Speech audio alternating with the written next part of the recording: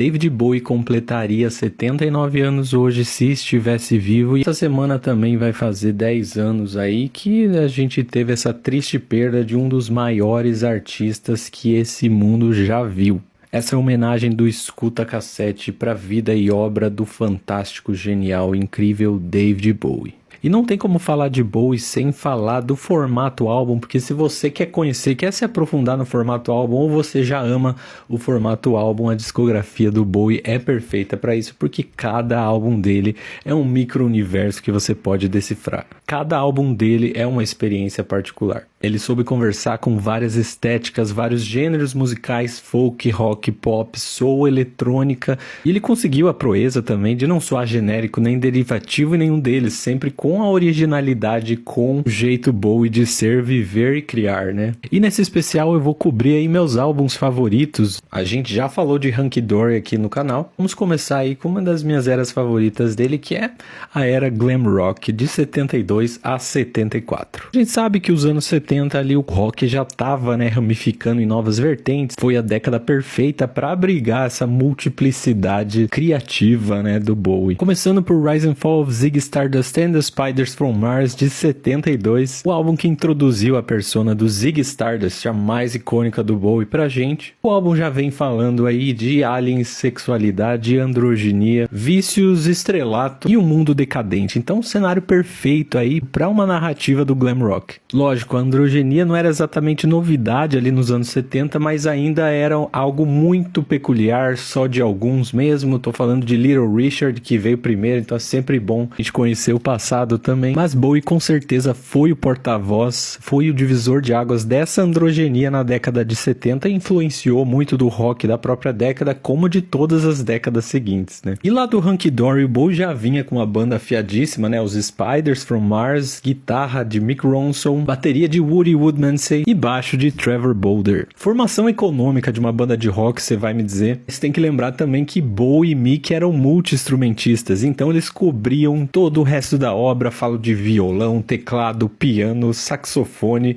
arranjos orquestrais. Ziggy Stardust, como eu vou abreviar o nome do álbum, é um álbum conceitual que conta a história de um alienígena que chega na Terra e nos traz a notícia de que existem 5 anos restantes para o mundo acabar. Então, você pensa ali, o álbum começa num clima melancólico e emotivo, mas logo a gente já entra no calor dessa viagem intergaláctica. E nessa viagem você vai ver o glam rock fervoroso em Hang On To Yourself, em Star, timbres hipnotizantes de guitarra em Moon Age Daydream, androgenia em Lady Stardust, sexualidade em Suffragette City, emocionantes e icônicas baladas como Starman e Rock and Roll Suicide. Claro, né, a faixa título que é um primor. A única faixa que destoa um pouco nesse álbum é Irene Easy, mas também prova que o Bowie é muito bom em regravações e consegue fazer versões melhores do que a original. A versão do Bowie ali era uma sobra do álbum anterior, que traz o Rick Wakeman do Yes tocando cravo. É isso, eu já me prolonguei aqui. Esse é o vídeo do Rise and Fall of Ziggy Stardust and the Spiders from Mars. Na próxima parte a gente fala de Aladdin Sane, o genial Ziggy Goes to America. Acompanha que logo tem mais. Seguindo com as homenagens dos 10 anos sem Bowie, o maior artista que esse mundo simplesmente já viu na música. A gente já falou do álbum do Ziggy Stardust, agora vamos para Aladdin Sane.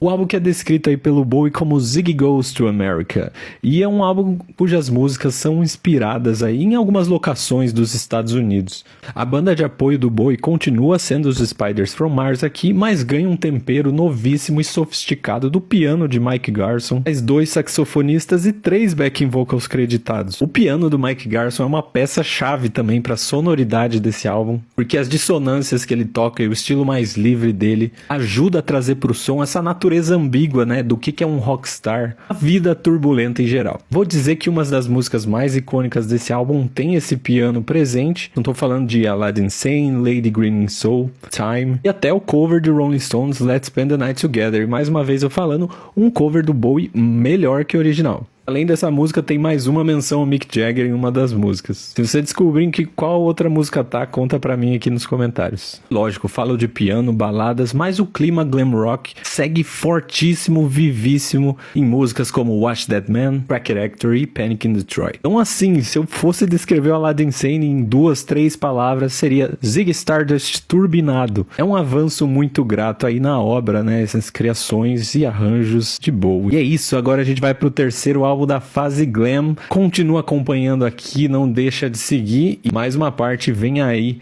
com Diamond Dogs, This Ain't Rock and Roll.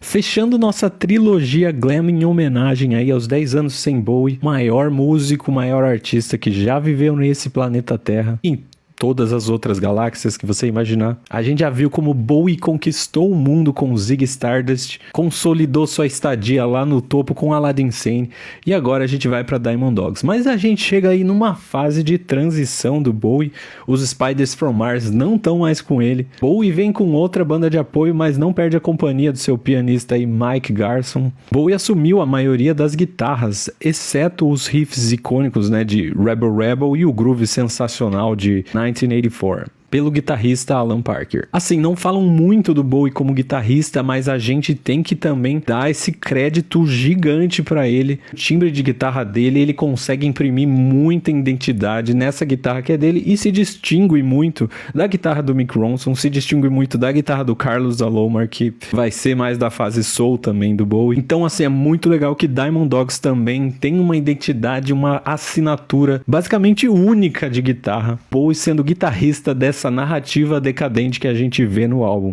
E eu falei de 1984 porque Diamond Dogs foi inspirado aí no livro de George Orwell, era para ser todo um musical, uma peça inspirada nisso. Acabou não sendo, mas gerou esse álbum incrível. A turnê aproveitou um pouco dessa ideia do Bowie para ser bem teatral, para ser bem ambiciosa na sua produção. E o glam rock, ele sendo a trilha sonora desse mundo sombrio, já de cara na primeira música, na introdução Future Legend, a gente já vê que Diamond Dogs se passa num futuro distópico e apocalíptico. E a gente já sente também um clima sombrio e rebelde desde o início, nos clássicos aí, Diamond Dogs, Rebel Rebel, o álbum já tem esses dois grandes clássicos só para início de conversa. E aí a gente tem a suíte lindíssima de Sweet Thing e Candidate, e também We Are The Dead, que já trazem essa melancolia, né, de fim do mundo, romance num lugar que não dá pra viver direito. 1984 e Big Brother ainda dão um gostinho do que vai ser a fase soul do Bowie. Também nessa turnê aí do Diamond Dogs, na metade ali da turnê, ele também já começou a transicionar pra essa persona soul dele, que a gente já viu no vídeo de Young Americans no ano passado, e vai ver de novo, né, no vídeo de 50 anos do Station to Station esse ano.